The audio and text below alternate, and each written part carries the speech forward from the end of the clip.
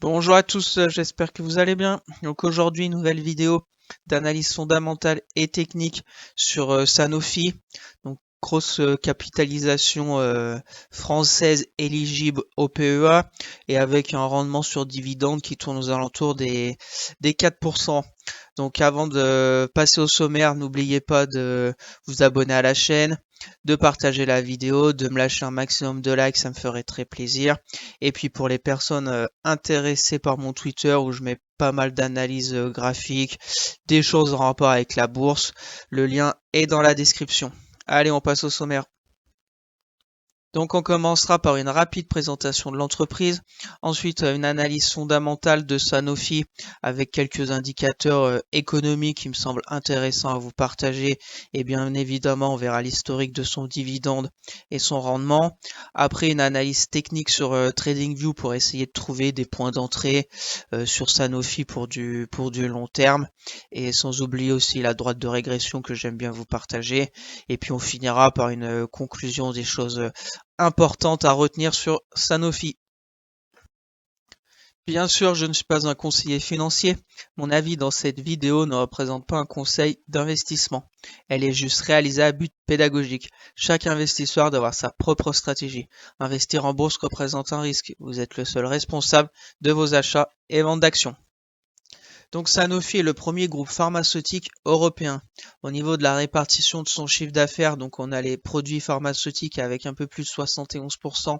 C'est tout ce qui est les médicaments de prescription dans les domaines de la médecine de spécialité.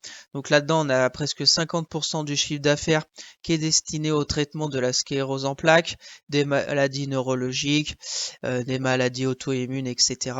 Et on a la médecine générale avec 45% qui est destiné essentiellement au traitement du diabète et des maladies cardiovasculaires. Ensuite, on a les vaccins humains avec presque 17%. C'est tout ce qui est vaccins pédiatriques, vaccins contre la grippe, etc. Et on a les produits de santé pour le grand public avec presque 12%. Et à la fin 2022, le groupe disposait de 59 sites de production dans le monde.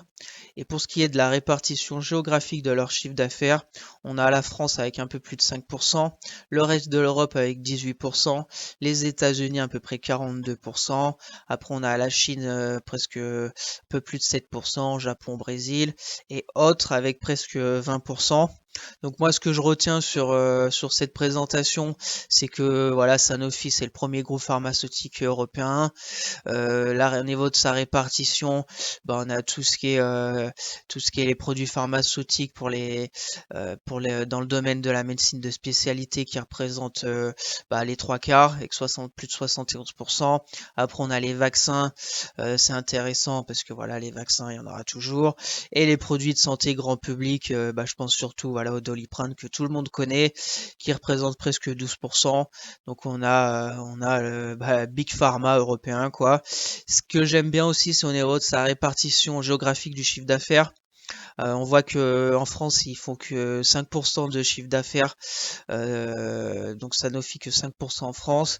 Si on regroupe avec le reste de l'Europe, on est à peu près à 23%, et on voit que son chiffre d'affaires est principalement réalisé aux États-Unis. Donc j'aime bien aussi quand je choisis mes sociétés pour mon PEA, où je peux que prendre des sociétés européennes pour le PEA. J'aime bien regarder leur chiffre d'affaires. Parce que voilà, par exemple, Sanofi, c'est une entreprise française, mais on voit que son chiffre d'affaires en France n'est que de 5%. Donc c'est bien de prendre des entreprises avec des chiffres d'affaires sur différents continents. J'aime bien varier, je pense notamment par exemple à LVMH, où leur chiffre d'affaires est principalement réalisé en Asie. Et ben voilà, comme ça on est exposé à tous les continents, donc c'est intéressant. Pour Sanofi, on est aussi exposé surtout au continent américain avec les États-Unis. Et on voit avec autres, c'est dommage qu'ils aient pas mis les pays, mais je pense que c'est plutôt Afrique, Australie, etc. On est presque à 20%. Donc voilà au niveau du métier de Sanofi. Donc passons maintenant à l'analyse fondamentale pour Sanofi. Donc j'ai mis secteur santé, prix du moment à peu près 100 € l'action. Donc à gauche, au niveau de l'évolution de leur compte de résultats, ce qu'on remarque, c'est au niveau par exemple du chiffre d'affaires qui est en constante augmentation, donc intéressant, et une marge d'exploitation qui est en 2022 qui est ressortie aux alentours des 30%. Donc c'est très intéressant. Après au niveau du dividende, c'est une société, je crois, qui verse son dividende depuis plus de 30 ans sans interruption. Donc autant dire que c'est très très intéressant pour une stratégie PEA long terme à dividende. Parce que même avec la crise Covid, ils l'ont versé normalement. On a un dividende pour cette année 2023 sur les résultats 2022 qui va être versé de 3,56 €. Ça nous fait une petite augmentation de 7% par rapport à l'année dernière, et ce qui nous fait un rendement un peu en dessous de 4% avec son prix du moment. Donc voilà, donc au niveau dividende, c'est une valeur très sûre qui est presque en constante augmentation et qui dure depuis plus de 30 ans. Ensuite, au niveau du ROE, que je vous le rappelle, c'est le résultat net divisé par les capitaux propres. Plus il est élevé, plus les capitaux utilisés sont rentables. Donc on a un ROE qui est très stable, très intéressant. On était avant 2022 toujours aux alentours des 12%. Là on est presque à 15%. Donc rien à signaler, très intéressant au niveau du ROE. Au niveau du leverage, donc les dettes, que je vous rappelle, c'est la capacité à l'entreprise à rembourser sa dette. Il exprime en combien d'années l'entreprise est capable de rembourser sa dette au moyen de son EBITDA. Je me suis fixé pour le secteur de la santé en dessous des 2 fois. Sanofi est très bien aussi. On voit que on est à 0,44 fois là 2022. Donc rien à signaler aussi, est très intéressant. Ensuite, au niveau du payout ratio qui correspond au dividende par action divisé par les bénéfices nets par action. Donc il exprime le taux de distribution des bénéfices envers ses actionnaires. Je m'étais fixé à peu près 50% pour toujours garder un peu de cash pour investir, etc. Là on est ressorti à peu près vers les 66%. On est un peu élevé, mais on voit que à part l'année 2019, on était à 140% de payout ratio. J'ai été voir sur le site Sanofi, je crois qu'il tourne aux alentours des 50. Ils ont par rapport à leur politique entre 50 et 60% de payout ratio. Là on est un peu au-dessus, mais je pense qu'ils arrivent très bien à gérer leur versement de dividendes quand on a une société qui verse son dividende depuis plus de 30 ans. Donc je pense qu'il n'y a pas de problème là-dessus. Et au niveau du PER, qui est correspond au nombre de fois que le bénéfice net par action est capitalisé dans le cours de l'action. Donc plus le PER est élevé, plus la société est jugée chère en termes relatifs, bien sûr. On est vers à 16,7 fois en 2022.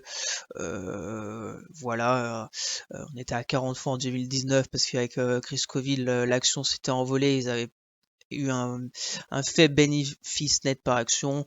Donc rien à signaler au niveau du PER non plus. Donc pour rapidement conclure là-dessus, déjà là je vous ai mis je vous mets que des petits tableaux. N'hésitez surtout pas à aller faire vos propres recherches avant d'investir dans une société pour 10, 15, 20 ans. Vous pouvez aller aussi sur leur site internet. Moi par exemple, j'aime bien aller sur les sites internet sur les sociétés qui m'intéressent, à regarder les données économiques, etc. Même si vous n'êtes pas des experts, je pense que c'est quand même important de savoir dans quoi on investit. Pourquoi pas perdre 2 heures, 1 heure et demie, 2 heures à éplucher des chiffres et regarder faire sa propre analyse, sachant qu'après la société, vous allez peut-être la garder 10, 15 ou 20 ans. Donc je pense que ça vaut le coup de bien creuser avant de se lancer dans une société. Donc voilà, après au niveau des fondamentaux pour Sanofi, rien à dire. Personnellement, je suis actionnaire de cette société. Dans le secteur de la santé, pour les PEA, il y a bien sûr d'autres sociétés intéressantes, mais Sanofi me convient très très bien, avec un cours qui est plutôt stable. Mais moi, on verra ça tout à l'heure avec l'analyse technique, mais un cours très stable, des dividendes sans interruption depuis 30 ans, un rendement qui tourne aux alentours des 4%. Donc tranquillement au fond du PEA, et j'en rachète quand je suis sur une zone intéressante pour en reprendre. Voilà au niveau de Sanofi et de son analyse fondamentale. Donc passons sur TradingView pour l'analyse technique de Sanofi. Je suis en données hebdomadaires pour voir déjà que voilà la tendance de Sanofi depuis ses débuts est haussière.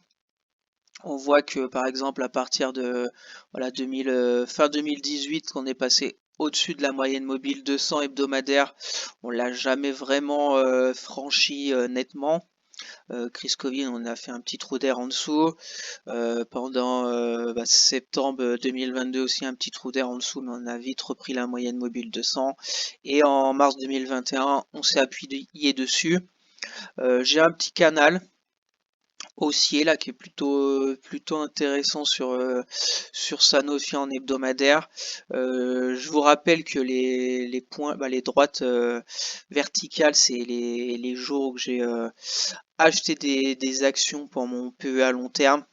Donc n'hésitez pas à vous abonner à la chaîne, à aller voir mes vidéos sur les récaps mensuels de mon PEA à long terme, là où je vous parle où je vous montre tout sur mon PEA de chez Bourse Direct. Au niveau de Sanofi, j'en ai pu acheter depuis le lundi 8 août 2022. Ce qui va m'intéresser moi, c'est cette zone sur Sanofi pour la prochaine zone, on va dire, d'intervention pour reprendre des actions Sanofi vers les 92 euros pour être intéressant. On voit ici là vraiment la résistance vers les 104 euros qu'on est dès avril 2022 on n'avait pas franchi, mai 2022 pas franchi, c'est un peu le haut du canal haussier aussi, et là on a retenté de passer les 100, 103, 104 en mi-avril, là il y a à peu près 2 semaines, et on n'a pas réussi, on a été plus bas. On est descendu jusqu'à 95 euros. Après, on s'est bien repris la semaine dernière. Et là, elle en patine. Est-ce qu'on va revenir vers les 92 euros? Je ne sais pas. Mais pour ma part, la zone que je surveille, c'est vers les 92 euros pour reprendre du Sanofi. Et deuxième zone qui pourrait aussi bien sûr être intéressante, c'est la zone un peu plus bas vers les 88 euros. Ça reviendrait, je pense, vers la moyenne mobile 200 et le bas du canal haussier. Voilà mes deux zones d'intervention pour Sanofi, pour renforcer pour mon PEA long terme. Donc passons rapidement à cette droite de régression que j'aime bien vous partager. C'est toujours intéressant de voir les cours depuis de très longues années. On est sur une croissance annuelle d'à peu près 10%. À partir de, on va dire, de 2010, on a des cours de bourse qui ont plutôt bien suivi sa droite. On était un peu au-dessus en 2015, et depuis après 2015, on est plutôt en dessous au niveau de sa droite. Mais on n'est pas loin du prix de référence qui serait vers les 121 euros. On doit être aux alentours des 100 euros là. Donc voilà, chacun fera son avis par rapport à cette droite de régression que j'aime bien vous partager. Donc pour conclure avec Sanofi, donc pour moi, je pense qu'elle a tout à fait sa place dans une stratégie pour un PEA long terme à dividende. On a vu avec les fondamentaux qu'au niveau, par exemple, de son dividende qui est sans interruption depuis plus de 30 ans, c'est excellent. On a un rendement sur dividende qui tourne aux alentours des 4%, c'est aussi très très bien. On a des ratios économiques très très positifs avec un bon PE ratio, un ROE très intéressant et une marge d'exploitation autour des 30%. Ce qui est maintenant au niveau de L'analyse technique, on a vu quand même que voilà, c'est pas vraiment une action de croissance, mais on a quand même un cours de l'action qui est haussier depuis ses débuts. Donc c'est aussi intéressant d'avoir une entreprise qui verse un dividende depuis plus de 30 ans avec un cours de bourse qui est dans une tendance haussière très long terme. Donc voilà, au niveau de l'analyse de Sanofi. Donc n'hésitez pas à vous abonner à la chaîne, à partager la vidéo. Si vous avez des questions, à me les mettre en commentaire. Et puis bien évidemment, pour les personnes intéressées par mon Twitter, le lien est dans la description. Sur ce, je vous dis passez une bonne fin de semaine et puis on se retrouvera normalement ce week-end pour une petite vidéo d'analyse graphique. Sur ce, bye.